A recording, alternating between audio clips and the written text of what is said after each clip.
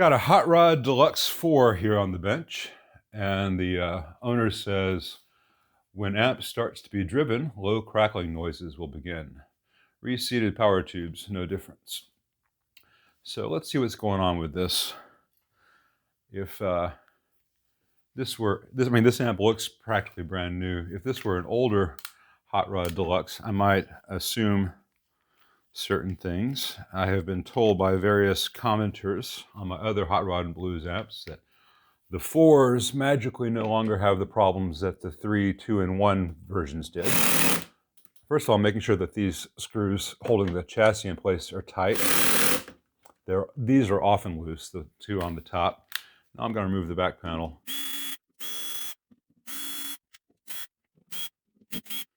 Now I've shown this part in other videos, but it's worth repeating. I've got all 6 screws on the back loose. I often retighten these 2 screws that hold this little stupid tube cage in place because they come loose and the tube cage rattles when you play. But what I want to show you now, if I remove this panel right now, it will be hard to pull out, and these break here and on the other side, just where the wood is thinnest, that's where they break. And the way to remove one of these panels without it breaking, you do this manually, so I'm not banging the screwdriver into the camera. Just loosen the ones on the side just a little bit. What happens is the screws on either side actually compress the wood of the cabinet this direction, which squeezes against the side of the rear panel. And until these are loose, you cannot get that rear panel out without possibly, and frequently, I've seen it time and time again, breaking the wood right here where it's thin and weak. So I'm just backing out all 4. 1/16 of an inch, a little less, maybe. And at that point, there's still some stickum, but the panel comes out without any mechanical resistance or strain on the wood. So I'll put that to the side, making sure all 6 screws stay with it. And let's take a look inside here and see what we see. All right, on the inside, the amp is built pretty much exactly the same as the other 3 revisions of this amp were built. I don't think that the revisions, in terms of the circuit numbers, are reflecting actual, real big changes in how the thing is built or designed.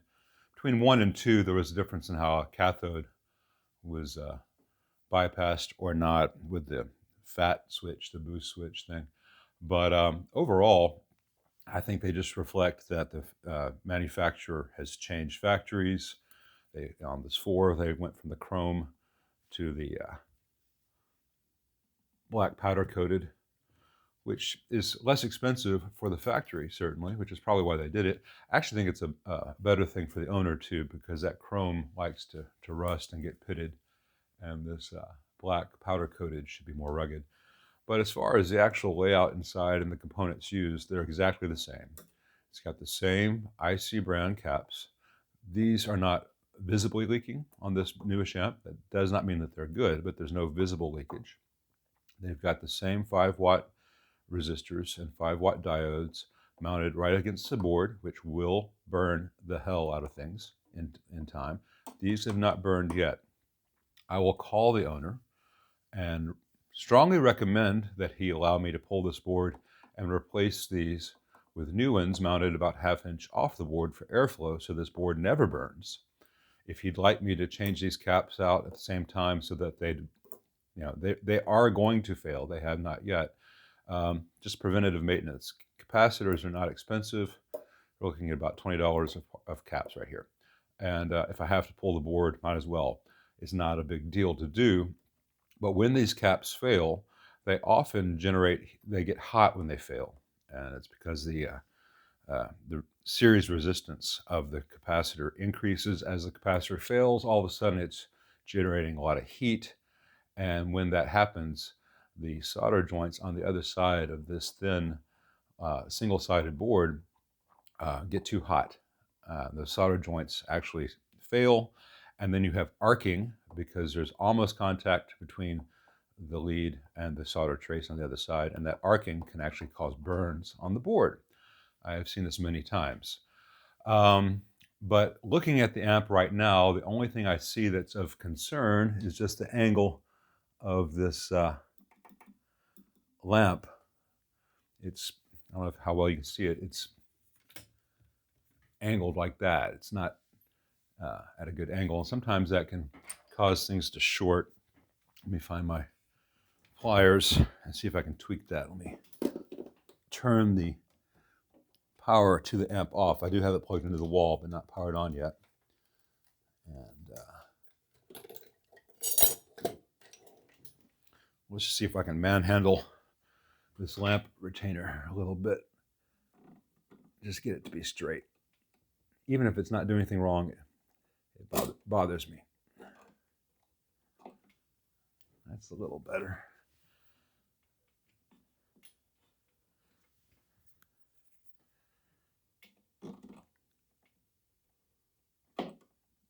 The whole thing is turning, which it should not do. So I will, let me find the tool. In a little bit, not right now, because I want to do some other stuff while I have the camera set up here. In a little bit, I'll tilt this on its face so I can get in here with this tool, which allows me to get in here and tighten that lamp holder up. It's a special tool. It's a very thin, it could be a little bit thinner in my opinion, thing that fits these exactly and lets you get in where it's hard to reach. Sadly, it's no longer made. It was made by Mission Amps, but you could probably take a thin, regular wrench of the right size and take it to a machine shop and have them put a similar bend in one. But I'm never letting this go because they're really hard to get. Anyway, let me turn the power back on to the amp. Let's power this on and see if we can replicate the problem. When amp starts to be driven, low crackling noise will begin. All right, before I play through it, first gotta make sure the bias is sane. Sometimes people fiddle with this, not knowing what they're doing. All right, when I take it out of standby, there's a blue flash, mostly in this tube. Not much. It was worse at the beginning. That's not anything really to be concerned with. Blue flashes in a 6v6 are okay. Yellow, white, or red flashes, not so much. So, got 122 coming out of the wall. I'm not going to use a variac and get that to exactly 120 because this is a real-world condition in Memphis, Tennessee. So I'm going to measure the DC across this resistor on here. It's at 60 millivolts, which is textbook factory bias for these, so that's fine. It can actually be a little bit hotter, but I don't recommend that you actually do that unless you know exactly how that correlates to everything else, because you can make things go really wrong in these amps. They're built very fragilely, so you want to minimize any stressful conditions. Now with the amp on, but the channel volume off, I'm hearing a little bit of a buzz. Minor.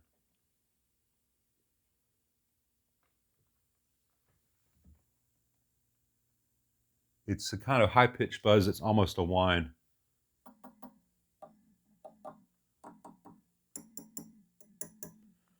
I'm not hearing any issue with any of the tubes being microphonic. Sometimes that buzz is due to the solid-state rectifier circuit here.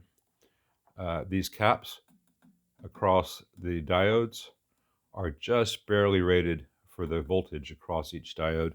They can fail, as can these diodes, because Fender cheaps out and uses 1 in 4,000 sevens a lot of the time. I'm sorry, 1 in 4,000 sixes. That's what these are, where they should have used 1 in 4,000 sevens. And the difference between a 6 and a 7 I think a 600 volts capability versus 1,000 volts capability. And while the normal voltage on one of these diodes is well under 600 volts, you get spikes at startup. You get spikes when things happen with power systems in this country. So for the half cent more per diode, if they'd use 1 in 4007s, the amp would be better. But let's go into the effects return and see if that line goes away. Sometimes that helps me troubleshoot things.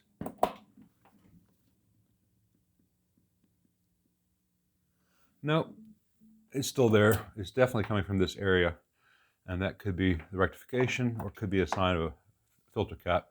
Let's see how it sounds.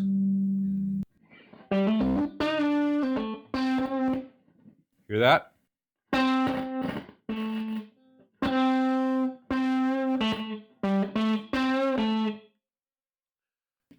Step one, when in doubt, before doing anything heroic, we're going to change preamp tubes one at a time. I apologize for the bad sound of the guitar at those louder clips. I've got the level on this mic, this little lav mic, set to its minimal setting in the phone, and it's still clipping because I'm, 2-3 feet away from the speaker. I'm just not going to set up a real mic on the speaker of this amp for the purpose of this video. This is a troubleshooting video, not a doesn't this thing sound great video.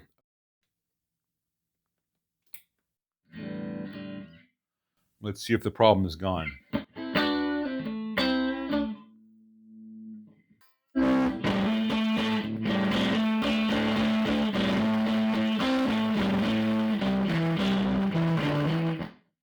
All right, new problem. Let me show you this. All right, we just had a failure of an output tube. Wish the camera had been better positioned for that. Let me show you briefly before I power it off.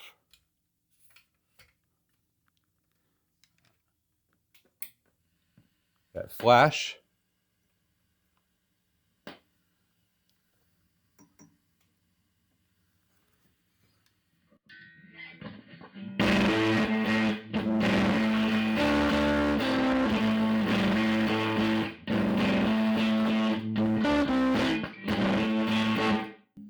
And there's the problem again.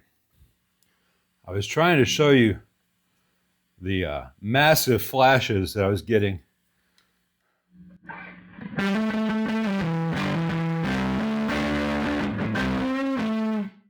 But now it's not doing it. So I'm wondering if it's a solder joint and there's a certain temperature it reaches where it happens, and then it gets to beyond that and doesn't happen anymore. So it may not be a bad tube. It may be one of these solder-starved joints on the tube sockets. The question is whether they're bad 6L6s or whether there's a bad connection. And I don't want to make the guy pay $60 for a new pair of output tubes if it was just a hairline crack in a tube socket solder joint. So I reflowed all those. I reflowed the connections at the socket. I reflowed the connections at the screen grid resistors, which look and measure okay, at the flyback diodes, and at the primary quick connect locations. So I'm going to power it back on now that they've cycled down to being cool enough to touch again, to see if there's a certain temperature range where they become problematic. And maybe we'll have the light show come back. Maybe these tubes are fine now. It's also possible that there was a solder joint which did cause damage to these tubes. So before I put new tubes in here, I want to make sure that the sockets are good. So let's power it back on and see where we're at. And again, I apologize. The audio for the guitar is going to sound terrible because even with the recording level dropped dramatically at 12 dB, negative 12 dB, it's going to clip the mic. That's just part of it. So enjoy if that's possible.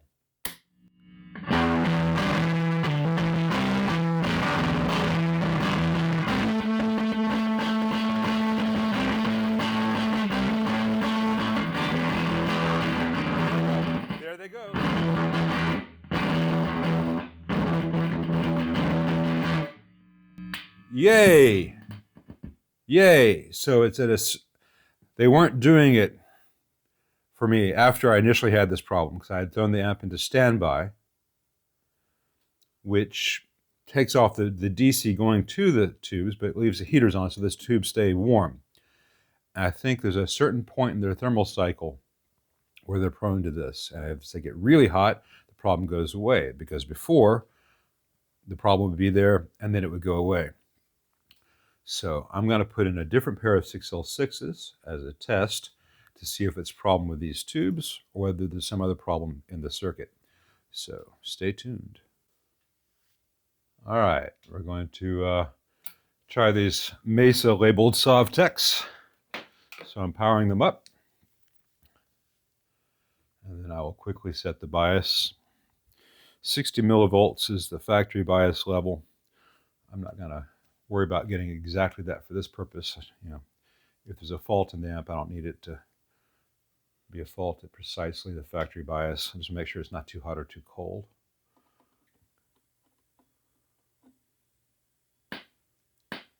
All right, hear that sound? That sound is arcing. I suspect either arcing or a cap discharging. Most likely arcing. There's probably a bad solder joint somewhere. Let's see if it comes back. They can have a period of a few minutes between that. Well, it's been about 3 minutes. The pop has not returned, so maybe it's a thermal expansion thing. I do think it's probably a solder joint somewhere, but let's see how the behavior of the output tubes is.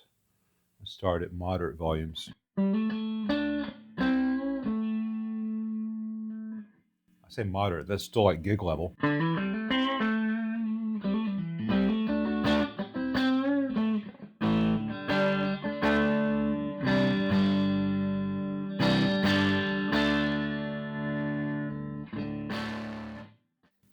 So I'm going to need to do some more testing to verify and let this run for a while longer. I'm not going to bore you with all that. But first I want to thermal cycle it again and see if that pop returns. All right, they've cooled off. They're just slightly warmer than room temperature. And I'm going to power the amp back up and see if that popping comes back, because it was more prominent at the beginning last time. And I don't think it's the output tubes. And I'm going to plug the guitar into the power amp in effects return, which will bypass the preamp from being fed to the phase inverter. And I've got the guitar volume off. So if we hear that pop, it is in the output section or in the power supply, not anything happening in the preamp. This just narrows it down. And I'm going to power it up with the standby already in play position for the worst case scenario. And I'm going to measure the B plus unloaded to see if there's any stress not using standby on this amp. I don't think there'll be any problem. Each filter capacitor is rated for 500 volts. So here we go. Goes up to 459. Now it's dropping back down as output tubes draw current. Some standby is just a glorified mute in this amp. Does nothing that you need. Now let's just listen.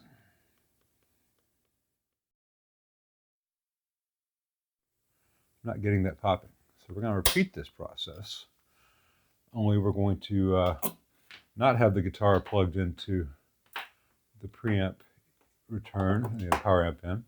So we will have the preamp in this next test, and I'm going to turn the reverb up to noon. That way if we get that pop, I want to know if there's any pop on the reverb. If it's coming from the preamp, not the power amp or the power supply itself, this test will show me that. And if there's reverb on that pop when it happens, because I had the reverb off before, it'll tell me where in the circuit to look. So they're not nuclear hot. Let's try that again. See how it sounds, and if that pop comes back, I'll hear it.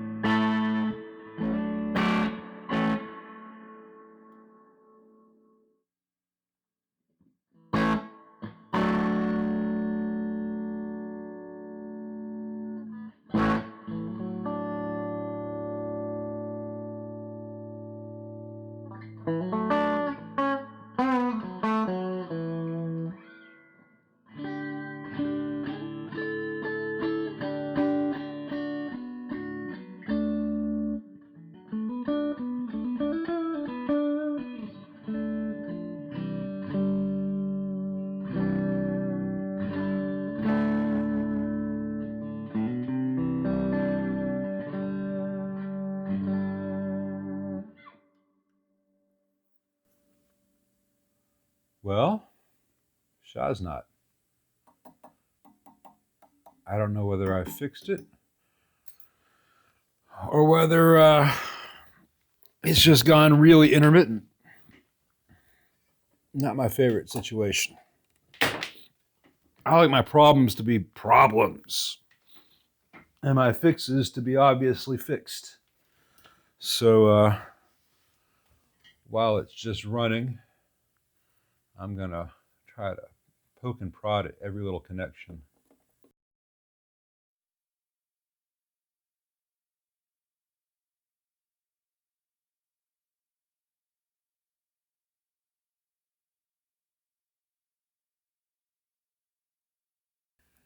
People wonder what I do, because, you know, I may find one resistor in here, which is the problem. And they get the bill and they say, change out 2 tubes and 1 resistor. Like, why did it take you so long to do that? Well, I was not on the committee that chose how big the haystack was going to be before they put the needles in. So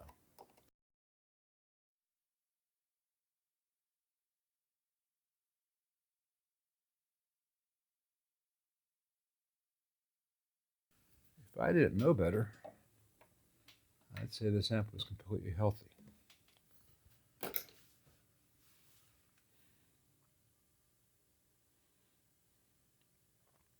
I'm putting on my theorizing cap. And my theorizing cap is telling me something like this.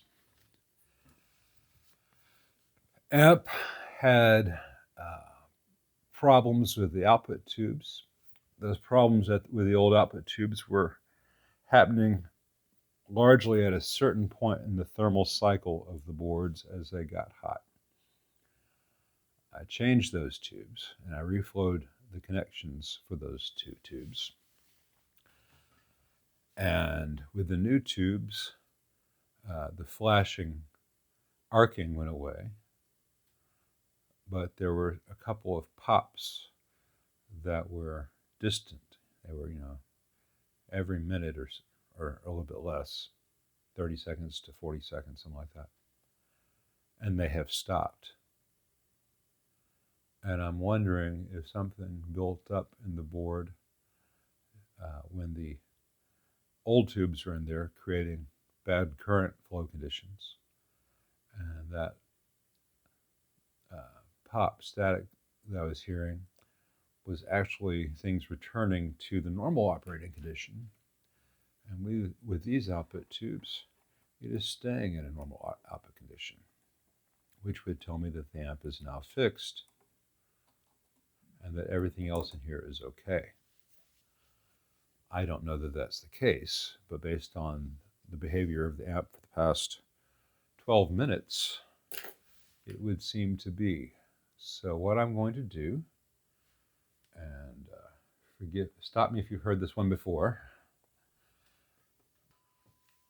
All right, I'm going to leave this running with this sine wave. And it's going to drive me nuts. And I'm going to go do some work in the other room while this runs.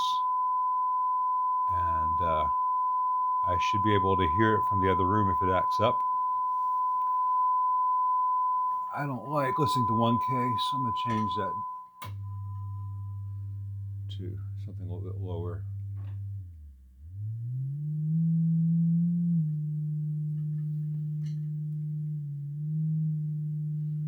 That's nicer. I'll listen to that. Maybe.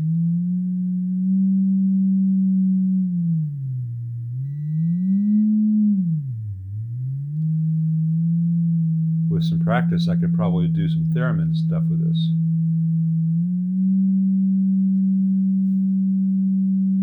And I'm just going to leave this running for a bit.